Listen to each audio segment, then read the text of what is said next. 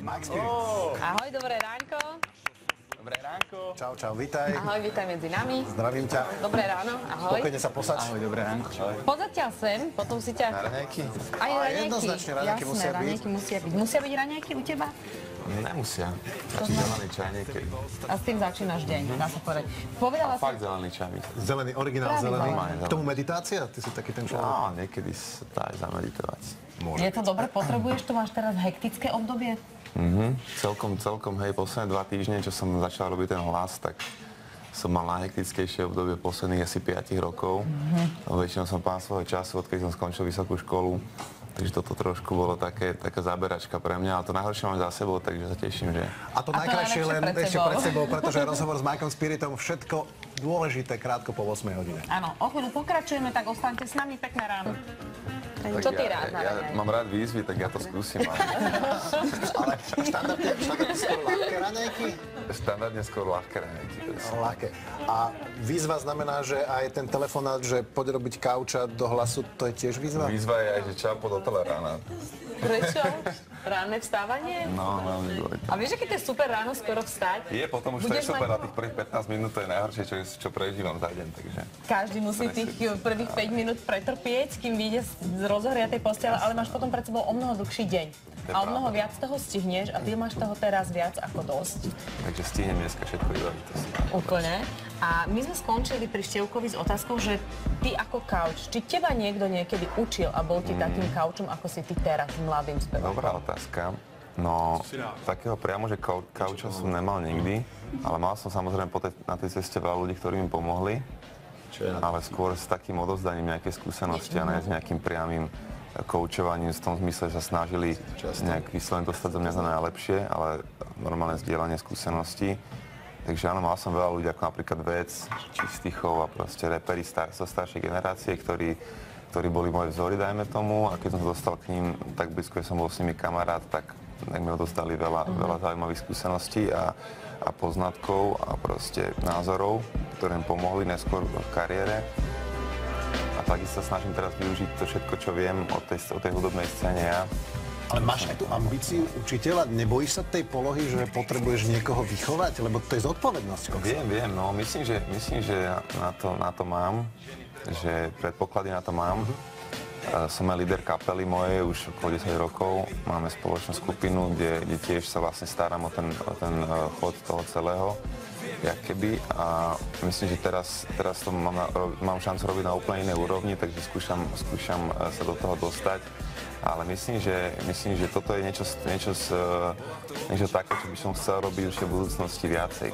Ako, okrem tej hudobnej kariéry, myslím, že nehovorím práve, že koučovanie ľudí, ale celkovo biznis a management a takéto veci som aj študoval, také riadenie, vedenie ľudí som aj študoval, takže myslím, že toto by som vedel robiť do budúcna. Toto je taký dobrý tréning. Takže dokoučuješ tu.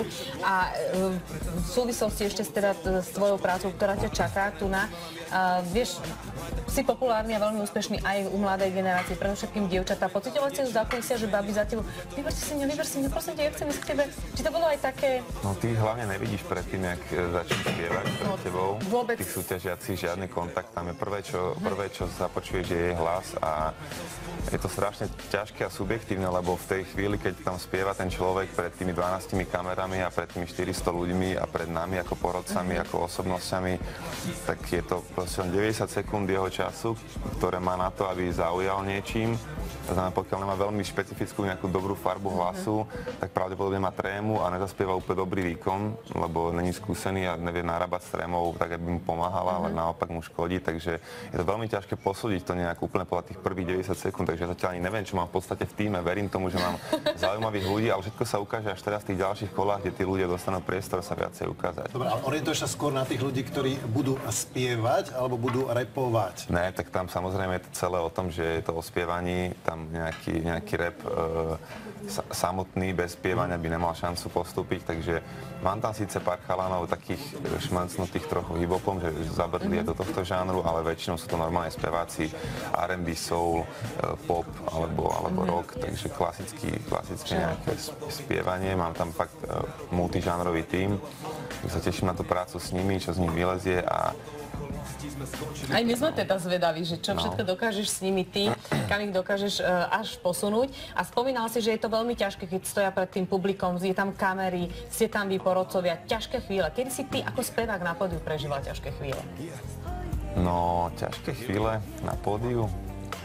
No vždy vtedy, keď je zlý zvuk, keď je proste toto nedotiahnuté, tak vtedy je to oveľa sťažené tie podmienky, nedá sa to tak vyburcovať, tá atmosféra, energia sa nedá dosiahnuť na ten level, keď je dobrý zvuk, takže vtedy trpíme my. No to som sa chcel spýtať, mám dve základné otázky, keď som sa dozvedel, že ty prídeš, že to prvo, že či si Mike Spirit nosí svoj mic, osobný mikrofón. To zatiaľ nie, ale rozmýšľal som nad tým už dávnejšie. Není to vždy výhoda, lebo niekedy to ešte viacej rozbije ten celkový zvuk, ktorý ten zvukár riadi v tom klube.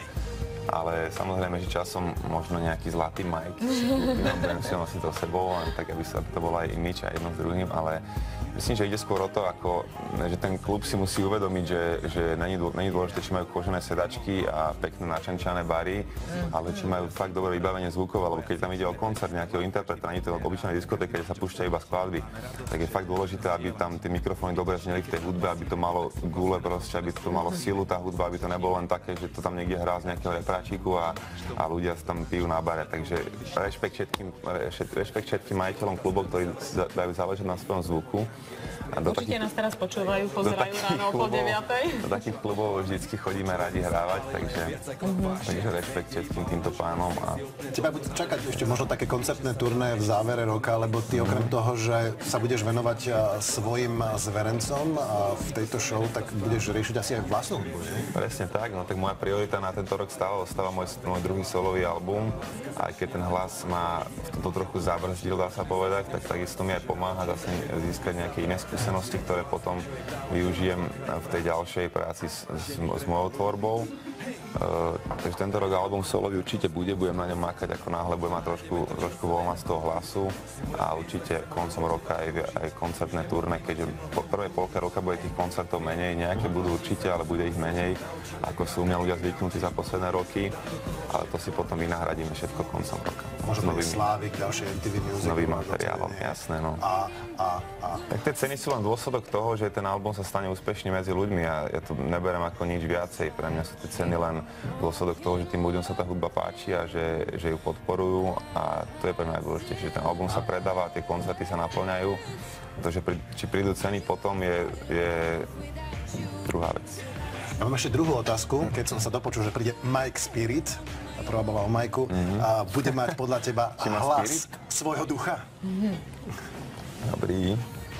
No ja dúfam, že hej, lebo to som aj povedal v hlase už párkrát, že podľa mňa záleží na tom, že ten človek nepoužíva ten hlas iba ako nejaký nástroj, ako gitaru alebo čo iné. Mohol aj tlieskať a mnkať, ale naozaj, že spieva zo svojej duše a že používa k tomu svojho ducha. A tým pádom by mal mať ambíciu písať vlastné veci, tvoriť vlastné texty a vlastnú hudbu a nielen papouškovať, jak sa hovorí, texty niekoho iného. Takže toto ja vyhľadávam aj v tých ľuďoch, nech majú takú nejakú ambíciu stať sa songwritermi a písať vlastné pesničky. Takýchto ľudí do týmu berem a dávam im šancu, aj keď trochu vidím, že tam není všetko ostatné úplne na tej úrovni. Lebo viem, že to je pre mňa dôležité, aby sa zachovala tá slovenčina, aby sa všetko nespievalo len tie známe anglické pesničky, ale aby sa tvorili naďalej pekné slovenské pesničky, či už v soule, v rape alebo v rocku. Takže verím tomu, že ten duch musíš používať na to, aby si tento hlas vyhral, podľa mňa určite, lebo toto ľudia cítia z teba okamžite. Určite aj charizma k tomu pridáva. To znamená, že komplexný spevák. Koľko sa musí taký komplexný spevák rodiť, ako sa povie, lebo nie vždy to je o jednom hite.